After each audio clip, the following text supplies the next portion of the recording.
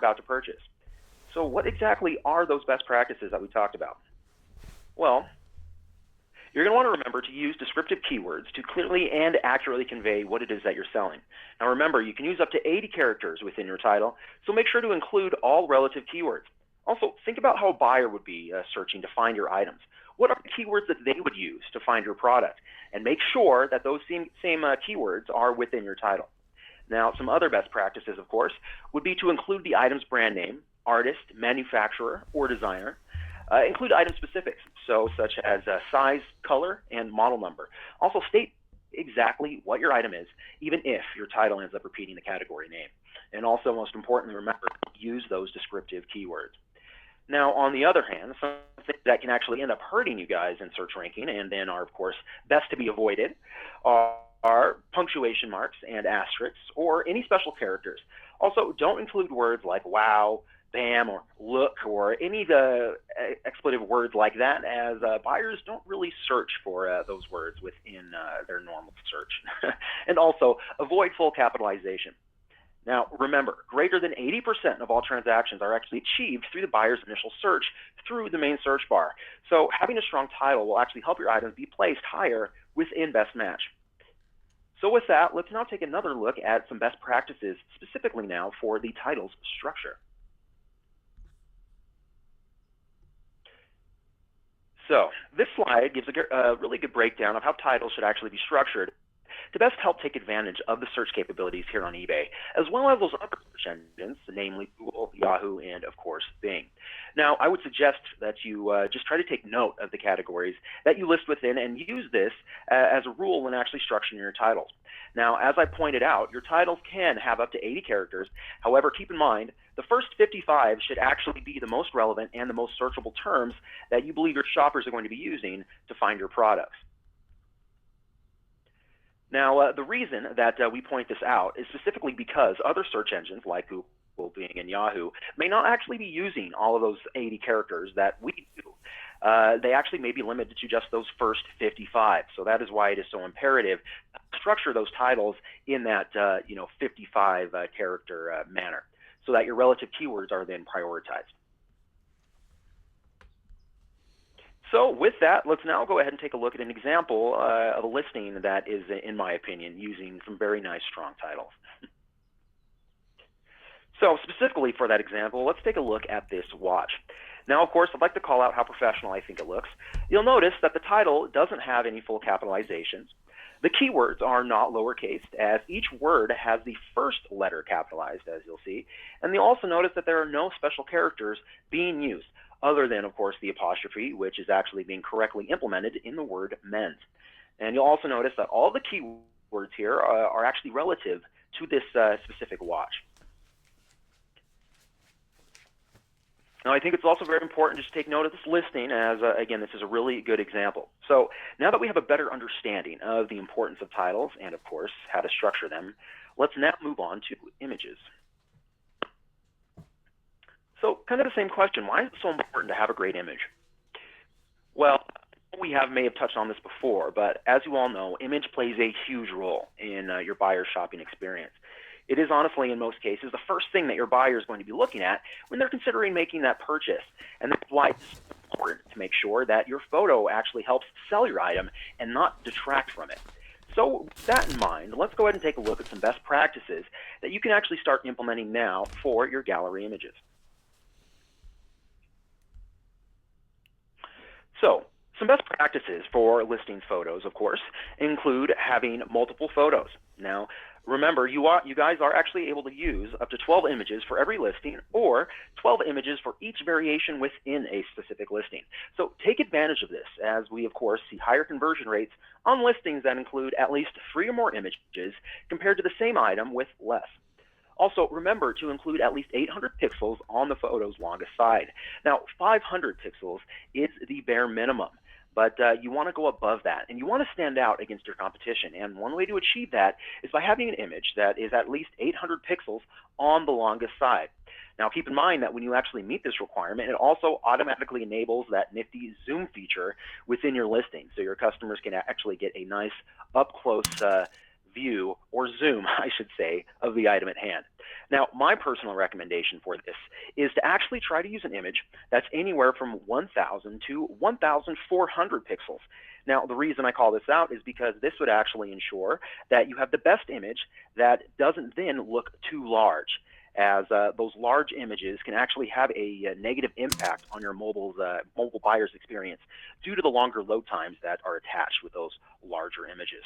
Now, keeping the size of the image in mind also, we would not advise you guys to actually use any sort of programs to help enlarge or naturally enlarge that photo to meet this requirement. The reason for this is that we usually notice that the photos that go through that treatment end up looking a little bit blurry and can not really look as nice as the original smaller photo did.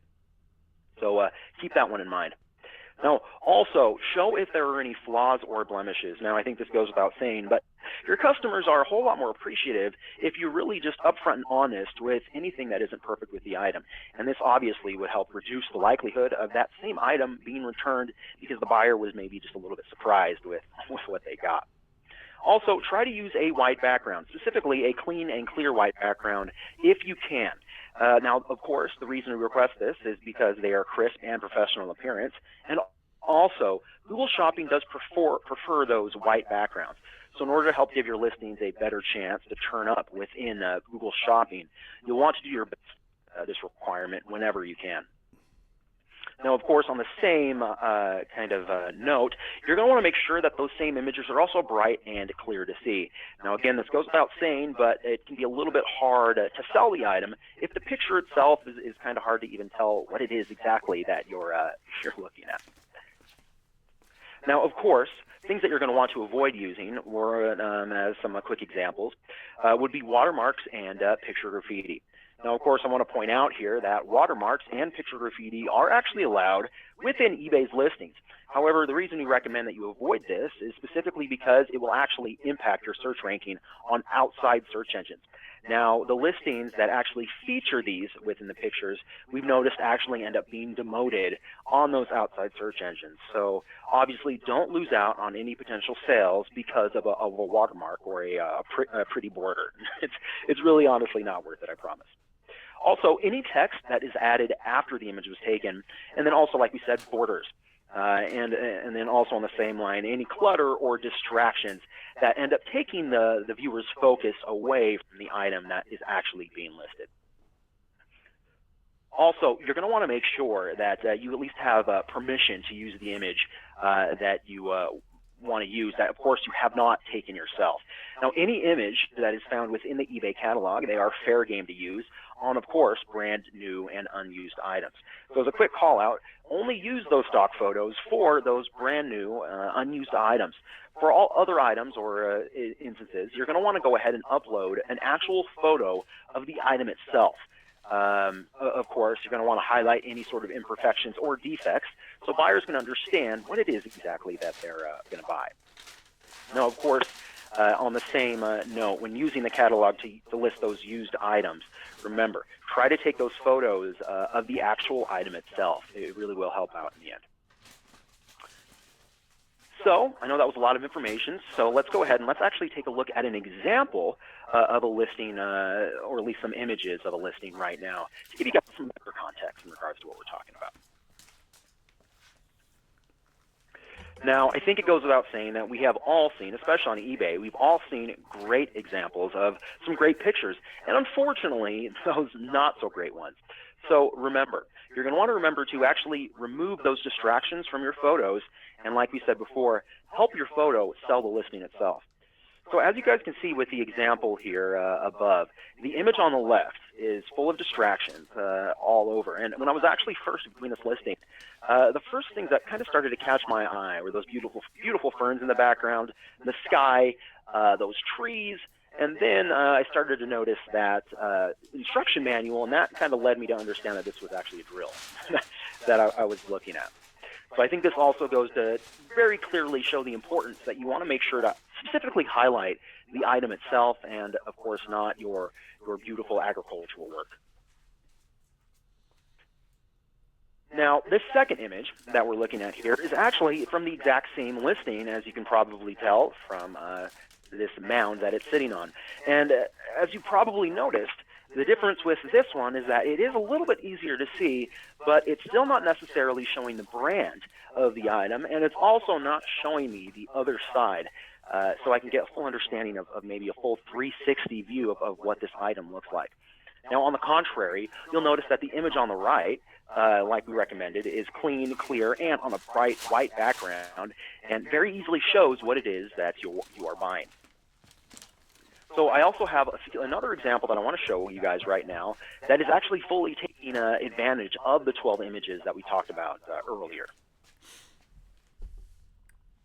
So in this example, you'll actually notice that the seller has provided an up-close, quality picture of the brand and, of course, multiple photos of this saw, specifically from different angles, including the item in use. Now, particularly when you want to have a picture of the item in use, I think this is a great picture, or a great practice, excuse me, as it can really help get your customers excited for themselves to try and, use the item. But keep in mind that I would only recommend this if the item is brand new. Usually if you have a used item and you're showing it in use, usually, of course, this isn't 100% of the time, but it can sometimes detract. Now, of course, to recap on those image best practices that we talked about just a second ago, you're going to want to remember to use large photos. Now, 800 pixels or longer. Now, again, my personal recommendation is going to be anywhere from 1,000 to 1,400. You're also going to remember to use a clean and clear white background with no distractions and no extra text or branding over the image. And then, of course, use as many pictures as possible. So now that we have images kind of nicely tucked away behind us, let's review item specifics and, of course, go over how they continue to help your listings within search. So, at a bare minimum, you're going to want to remember to use eBay's recommended item specifics to help increase your search exposure. Now, custom item specifics can also be used to help increase search exposure, but remember, be judicious and keep them clear and concise. Product identifiers obviously enable buyers to help find your items through those search engines like Google, Yahoo, and Bing, and also our own. And specifically, they're actually given a boost within eBay search. So make sure to use those industry standard terms when you're adding your own identifiers.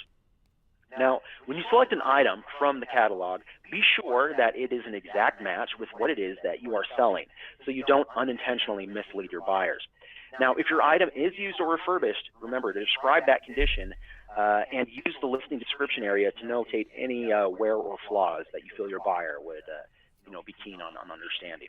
Also, don't forget that some items actually will be required to be tied to our catalog later on this year, as it was announced in the most recent seller release.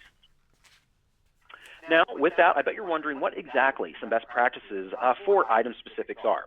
Well, let's go ahead and let's transition right into that.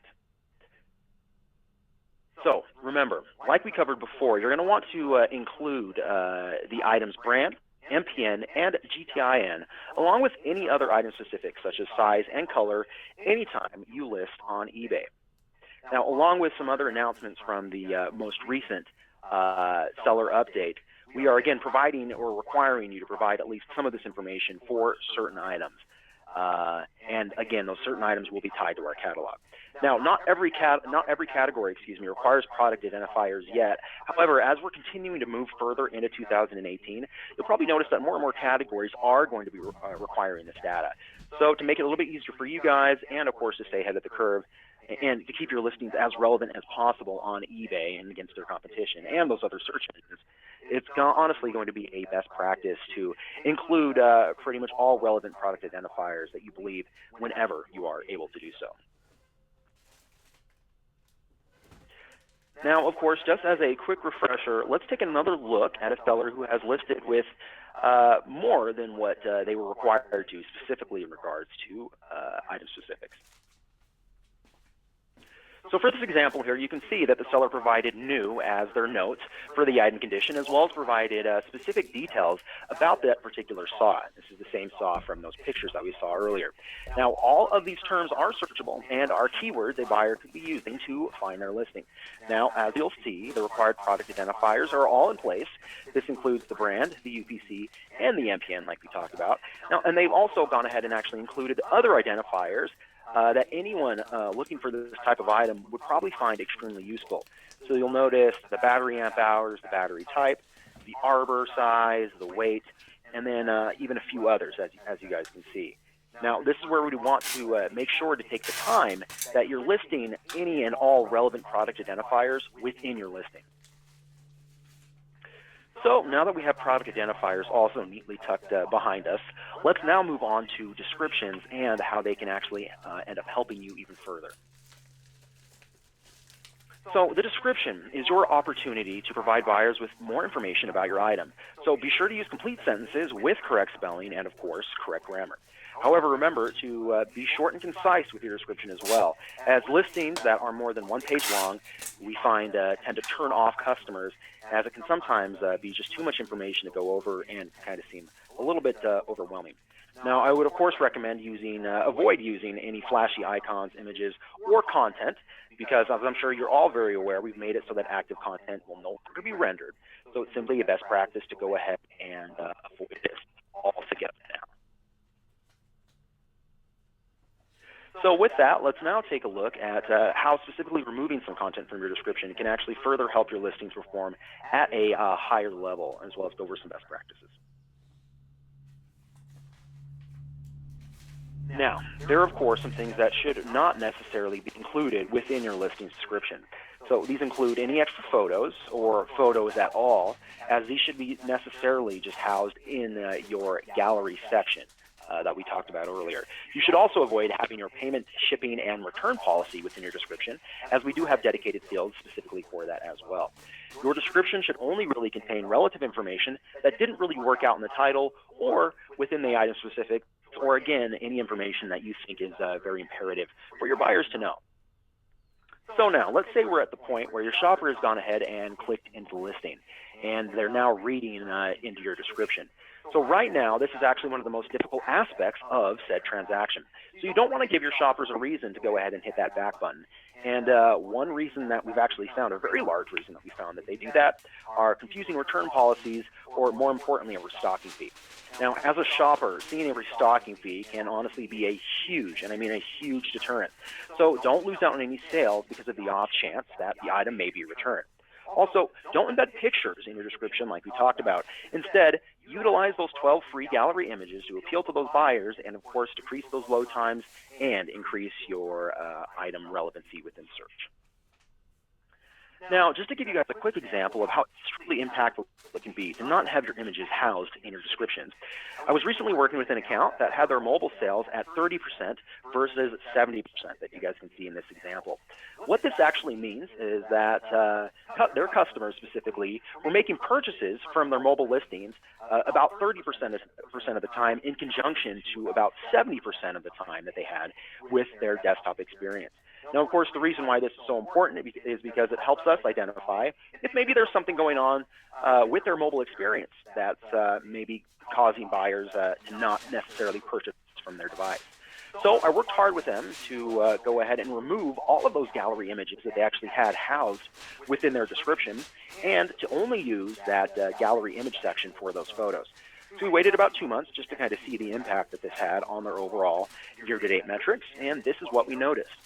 So their mobile percentage actually ended up jumping to about 51%, and that is extraordinarily significant when you're comparing a full year's worth of data with just 2 months of active change. I also really believe that this helps demonstrate the impact of not housing your images within your description.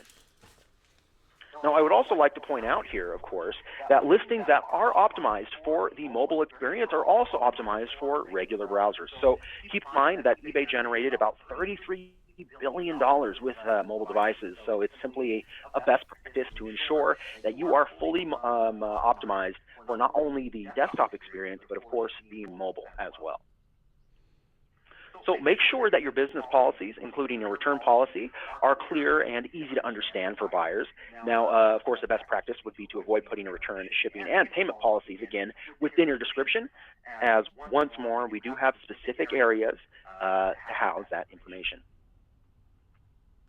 So now that we've gone ahead and looked at this nifty little example, let's review some more best practices specifically for your description right now. So it's of course important to point out how writing your listings description professionally makes your listings a whole lot more trustworthy from the buyer's perspective. So always make sure that you're writing in full sentences with correct grammar and punctuation, and don't forget that you use that spell check, because it is definitely recommended. Now, the items condition and the condition notes that you write are the third most important detail within your listings page according to the buyers. Now, the first two that they would say would be the image and, of course, the item's price. So you can elaborate on the condition of your used items in the condition notes, and you can also use your description to include any additional information that you feel is important for your customers to know about the item. Now, again, you will want to ensure that you're avoiding any active content or, again, images within your description, and you want to avoid including any sort of redundant or repetitive information that your business policies are actually already covering. So since we're already kind of talking already about things to, or we were about things to exclude from your listing, let's talk about one more. So we need to make sure that your description does not contain any type of contact information. This can include your email address, your telephone number, and then even links that direct the customer off of eBay. I know this goes without saying, but we just want to call it out. And this also includes any other customer-facing content. Now, we have also limited the display of descriptions to about 250 characters on mobile devices. Now, our auto-generated summary will actually detect the best information from the listing display. So again, I think this also underlines the importance of having a short and concise description. So, what does a optimized listing look like? Specifically, a mobile-friendly optimized listing look like? That's a really great question. So let's take a look at this example right here. Now, first off, I would like to say that buyers who actually view a seller's description on the mobile device that is actually mobile-friendly convert at a 32% higher rate. So improperly configured viewports lead to unreadable fonts and missized content, creating a less than stellar buying experience for your customers. And as you can see from the three images in this example, the first one here on the left seems like it's just a little bit too small, at least to easily read, and it would require me to go ahead and pinch and zoom and go all around on my phone just to understand what it is, or to get the full breadth of the information here. Now, you'll see here that the same could almost be said for the second image. However, it looks like it's maybe just too large, but it would still, again, require me to go ahead and use my my digits to try and find the best view to see this. Now, I think we can also there agree that the far image on the right, would probably actually be the best looking, as it gives myself, the buyer in this case, the best view for this item. So, of course, I think this goes without saying, but it's always a best practice to view your listing on a mobile device to see how your customers are also viewing that same item. This way, you can easily see if there's an adjustment that needs to be made. And if you're using HTML to configure your listing description, I really cannot stress enough the need to be checking your listings just to make sure that coding, sizing, and coloration is all correct. So with that, let's now move briefly on to how you can actually use eBay for Charity to donate to a charity of your choice, and how that can actually help get your shoppers to be excited about actually becoming your customers, specifically also for a good cause. So eBay for Charity connects buyers and sellers with some of their favorite charities to do some real honest-to-goodness good. So let's take a look at some of the impressive numbers behind eBay for Charity.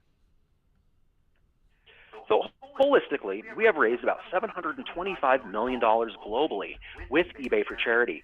I also think this demonstrates the power of having selling presence in over 190 countries. Now, to also further showcase the power behind eBay for Charity, we have about 171 million active buyers and more than 20 million active sellers. Now, also on social media, we also have a very nice presence, with Facebook at about 9.7 million followers and Twitter about 652,000. So how exactly does it work? And this, of course, is a question that does come up quite a lot. So let's take a quick look at it. So as a buyer, I'm actually able to shop specifically for items that benefit charities, or I can add donations when I am checking out. Now, this is an opportunity for you to provide your customers with more options to find a charity that they really are passionate about and that they want to, donate to. Now, of course, as a seller, you can donate a percentage of any of your sales to your favorite charity, and you can actually also donate directly to the American Red Cross, Direct Relief, Save the Children, Team Rubicon, and there's honestly a ton others. Now, for charities, on the other hand, you can actually sell items to raise funds for your cause. This and we honestly allow any breadth of inventory for that. They can be anywhere from everyday items to high-end, unique auctions. We honestly want to give you guys the power to make the difference on your own. Now, of course, there are definitely some benefits to selling with charity. So first off, you have an increased sell-through rate of up to about 30% when compared to non-charity items. Not to mention that you'll actually see higher prices as listings benefiting charity sell for up to about 4% higher with about 14% more bids. And we've also seen greater than about 84% increased conversion rates for new sellers who start using eBay for charity. So let's now take a look at how you can actually set up your listing to include eBay for charity, as there are 3 easy steps to get you on your way to do this. So the first thing that you'll need to do is, of course, to favorite a charity of your choice. Now, you can find and add your favorite charities at ebay.com/mycauses, and you can also go there for some really cool information about eBay for charity as well. Next, you'll just need to go ahead and create your listing. Now, while on your Sell Your Item form, you just navigate toward the bottom of the page, towards the Preferences area. And once you find this, go ahead and click on the Sell for Charity option. So you'll then be able to go ahead and add the charity that you wish to have your donation sent to. From there, you can simply just go ahead and review your listings and make sure to use all the best practices that we have learned today, and then go ahead and publish your listing and marvel at your work. And it is really, honestly, that simple. So now that we have so now that we have the knowledge of some of our best practices to optimize your listings for the desktop and mobile experience, let's talk about how you can actually continue to increase your conversion by setting up your shipping options. And then I'll set you loose on my team with any questions or concerns that you guys may have. Now, one differentiating factor that many buyers look at when comparing a pair of listings can be the delivery times. So in many circumstances, having the item delivered faster is honestly more important than the seller's price point. So in a quick example, if I can see that the item I'm about to purchase can maybe arrive a day or two earlier, or it may offer an expedited shipping option, I may be more likely to spend that extra few dollars for that shipping option or the peace of mind to get it faster. Now, many customers honestly also feel the exact same way, and they have the same sentiment, and they are willing to pay a little bit extra to make sure that they can get it a little bit quicker to its final destination. So if you are unable to beat your competitors' pricing, you'll then want to consider maybe having the fastest shipping option or having a shipping option that maybe isn't offered.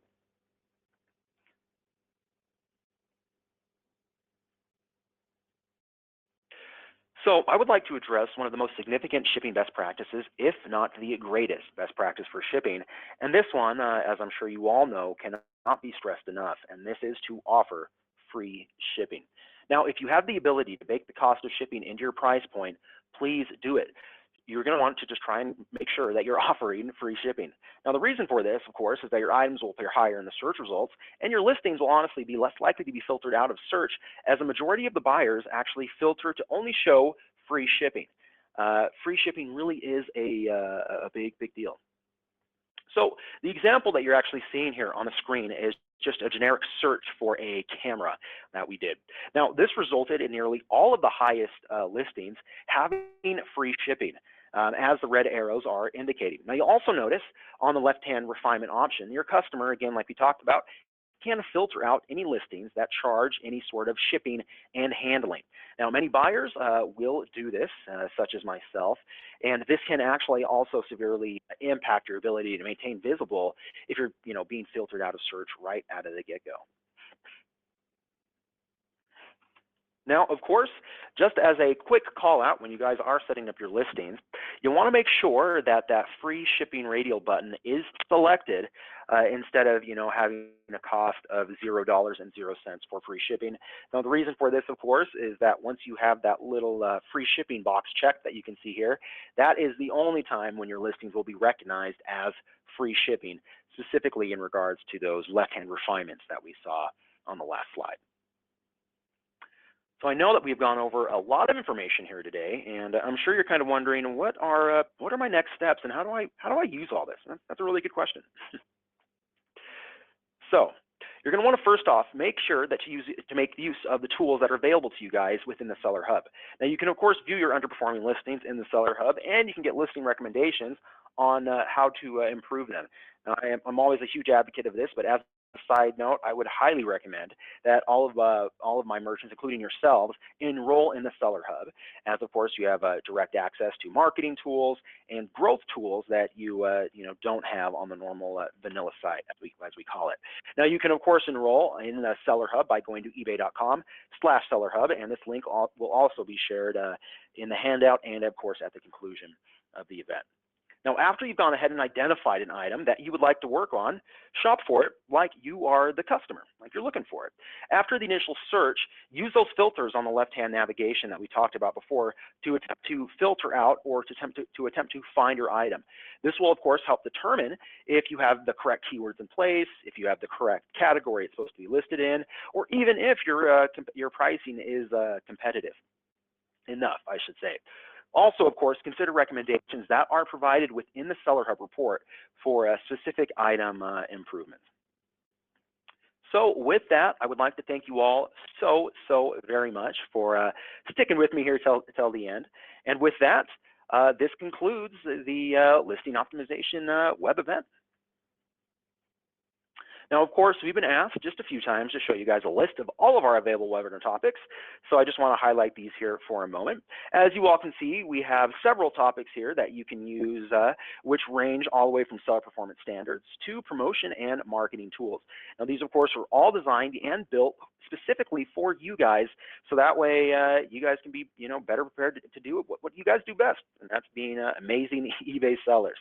Now, you can, of course, find all of our registration information and our previously recorded webinars at our webinar landing page at ebay.com/MSO-webinars. Now, of course, I don't think I said this enough, but I would like to thank everyone once more who has joined us here today, and I'm going to be sharing that resources page here in just a second. Now, of course, we're going to continue to keep the webinar running to ensure that we get all of your questions answered, but please remember that we do answer each question in the order in which it was received, so we truly and honestly appreciate your patience while we work towards getting your concerns all rectified. Now, also, when you leave the event, you're going to be given a short survey, and we would truly appreciate your thoughts and honest feedback, as we're always looking to improve these. As I said, these events are for you guys, so we want to know what we can do to make them better for you. So once more, thank you all so much again, and we look forward to seeing you again here, hopefully next week. And as always, happy eBaying and happy selling. You all have a fantastic day. It has been an utmost pleasure. Thanks, guys. See you later.